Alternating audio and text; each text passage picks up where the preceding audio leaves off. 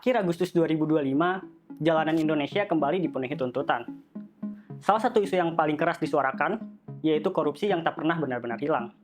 Korupsi sudah mengakar, merusak hukum, ekonomi, hingga demokrasi. Di balik tuntutan massa, ada satu pertanyaan besar. Apakah Undang-Undang Tipikor masih bisa jadi senjata, atau justru akan makin tumpul?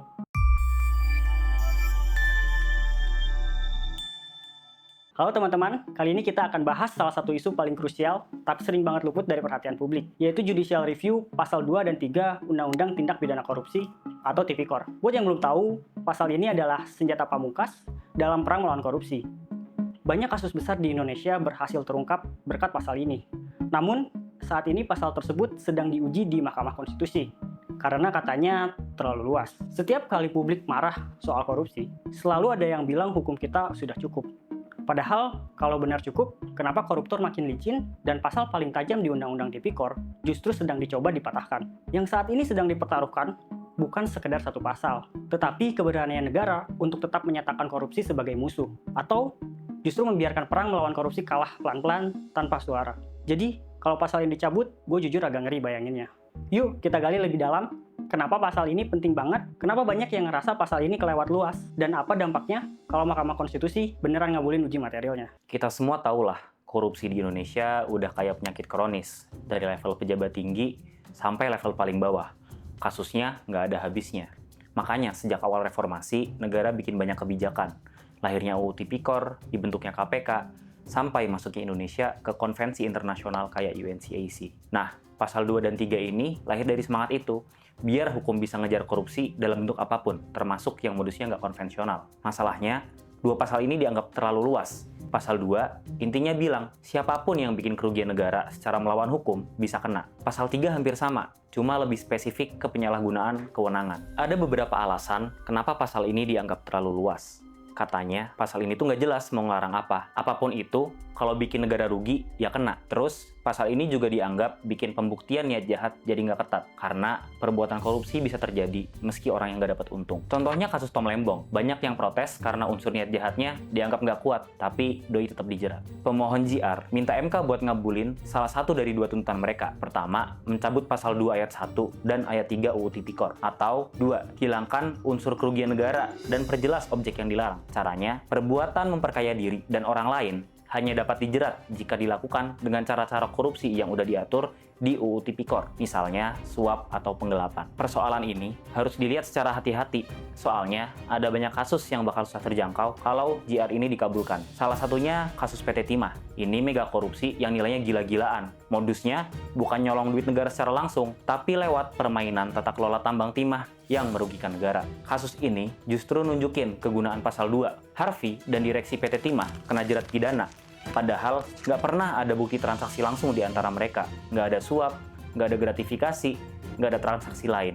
Semua keuntungan ngalir lewat pola penyalahgunaan tata kelola timah yang udah sistematis banget. Bayangin, kalau permohonan ini dikabulkan, apa bisa kasus kayak gitu diusut? Gua rasa sih enggak, karena pasal lain di UU Tipikor masih sempit banget cakupannya. Faktanya, mayoritas putusan korupsi di Indonesia pakai pasal ini. ICW pernah bikin data, mayoritas kasus korupsi mengandung unsur merugikan negara. Jadi, kalau pasal ini dicabut, mayoritas koruptor potensial bakal susah terungkap. Gampangnya gini, bayangin kita main bola, terus tiba-tiba wasit bilang aturan offside dihapus ya. Hasilnya, permainan jadi berantakan. Nah, itu analoginya. Kalau MK beneran ngabulin uji material ini, dampaknya bisa gede banget. Korupsi dengan modus yang non-konvensional seperti kasus PT Timah bakal makin susah disentuh hukum. Bayangin aja, sektor tambang, kehutanan, sampai perikanan, semua yang ngurusin hajat hidup orang banyak dan lingkungan bisa bebas main kotor tanpa takut terjerat pasal. Dan efeknya nggak berhenti di ranah hukum saja, ekonomi juga kena. Duit negara makin banyak yang bocor, pembangunan makin lambat, dan kerusakan lingkungan makin gak karuan. Masalahnya, kalau kita tarik ke UNCAC, posisi Indonesia tuh sebenarnya belum kuat banget. Masih ada beberapa jenis korupsi yang belum dianggap tindak pidana, kayak illicit enrichment alias kekayaan tidak wajar. Padahal, negara tetangga kayak Malaysia aja udah ngatur delik tersebut. Selain itu, ada modus-modus yang cuma bisa di-cover secara terbatas sama pasal 2 dan 3. Misalnya, trading influence. Jadi, kalau dua pasal ini beneran dicabut, Indonesia bisa mundur jauh dari komitmen internasional. Kondisi pemberantasan korupsi kita sebenarnya juga masih jeblok. Kalau lihat skor Rule of Law Index 2024, Indonesia cuma dapat 0,42 itu lebih rendah dari rata-rata global yang 0,51, bahkan lebih rendah lagi dibanding rata-rata Asia yang udah 0,59. Jadi, kebayang nggak kalau di tengah kondisi segitu, pasal yang paling ampuh buat jerat koruptor malah diotak-atik, kayak tim sepak bola yang udah kalah 3-0 di babak pertama, terus pelatihnya malah nyuruh ganti kiper sama striker. Aneh banget kan? Harusnya fokus kita tuh memperkuat aturan, bikin hukum makin tajam, bukan malah ngebuang senjata pamungkas. Makanya, pengujian ini harus kita kawal. Bukan berarti kita nutup mata sama kritik. Emang bener kok, pasal ini ada kelemahannya. Tapi, kritik itu justru juga harus melihat regulasi kita soal korupsi yang masih keropos. Jadi, kalau ada yang mau dicabut, ya harus mikirin gimana nutup lubangnya, bukan malah bikin makin lebar. Karena kalau ini kejadian, ujung-ujungnya yang diuntungkan ya para koruptor. Itulah tadi pandangan teman muda Lem 45. Teman-teman, perjuangan melawan korupsi itu ibarat maraton, bukan sprint. Kita udah capek-capek bangun institusi, bikin aturan, ngejar komitmen internasional, tapi semua bisa runtuh kalau pasal kunci kayak pasal 2 dan 3 dicabut tanpa mikirin penggantinya. Hukum yang tumpul bukan hanya gagal menghukum yang bersalah. Ia mengkhianati mereka yang masih percaya bahwa negeri ini layak diperjuangkan. Di tengah hiruk-pikuk politik dan kepentingan, ingatlah,